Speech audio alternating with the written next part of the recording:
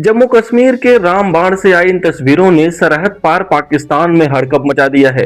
इन तस्वीरों में साफ तौर पर देखा जा सकता है कि चिनाब नदी पर बने बगलिहाल डैम के सभी गेट्स को बंद कर दिया गया है और ये महज कोई तकनीकी प्रक्रिया नहीं बल्कि भारत का वो सख्त संदेश है जिसने पाकिस्तान की रातों की नींद उड़ा दी है।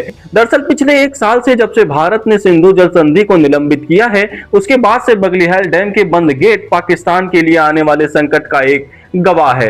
ये तस्वीर उस समय सामने आई है जब भारत ने साफ कर दिया है कि अब पानी के हर एक बूंद का हिसाब भारत करेगा और आने वाले गर्मी के बीच ये तस्वीरें पाकिस्तान के लिए भारी मुसीबत बन सकती हैं। इस पूरे घटनाक्रम की जड़ें एक साल पहले पहलगाम आतंकी हमले से जुड़ी हैं, जहां 26 मासूमों की जान पाकिस्तानी आतंकवादियों ने ले ली थी, जिसके बाद भारत ने कड़ा रुख अपनाते हुए सिंधु जल संधि यानी इंडस वाटर ट्रीटी को अस्थायी रूप से स्थगित करने का फैसला किया था। इसके साथ ही प्रधानमंत्री नरेंद्र मोदी का बयान भी सामने आया था, जिसमें उन्होंने कहा था खून और पानी एक साथ नहीं बह सकता, और आज ये बयान जमीनी हकीकत बनता हुआ नजर आ रहा है। भारत का रुख अब बिल्कुल स्पष्ट है कि जब तक पाकिस्तान अपनी जमीन पर पल रहे आतंकवाद के खिलाफ में निर्णायक कार्रवाई नहीं करता, तब तक जल कूटनीति के मोर्चे पर उसे कोई भी राहत भारत की ओर से नहीं दी जाएगी।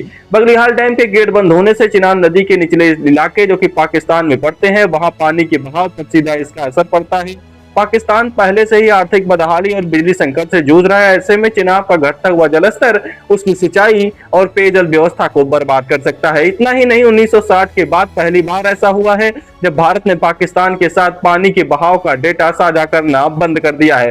बिना डेटा के पाकिस्तान के लिए अपनी फसलों और बांधों का प्रबंधन करना नामुमकिन सा हो गया है। सिंधु जल संधि के निलंबन के इस एक साल में भारत ने न केवल कूटनीतिक शक्ति दिखाई है बल्कि अपने हिस्से के पानी का अधिकतम उपयोग करने के लिए बुनियादी ढांचे को युद्ध स्तर पर बनाना भी शुरू कर दिया है।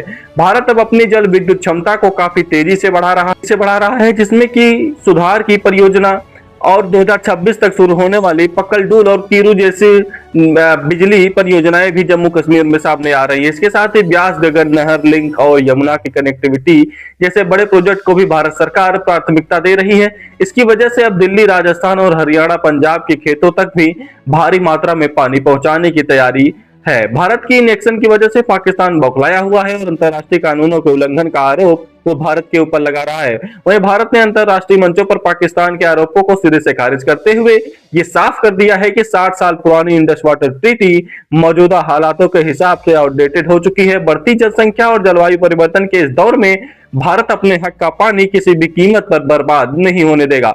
भारत की इस वाटर डिप्लोमेसी ने पाकिस्तान को दुनिया के सामने एक बार फिर बेनकाब किया है। अब देखना यह है कि पानी की एक एक बूंद के लिए तरसता पाकिस्तान क्या अपने आतंकी हरकतों से बाज आता है या नहीं। आप भारत के इस बड़े फैसले को कैसे देखते हैं, हमें अपनी राय कमेंट बॉक्स में जरूर बताएं।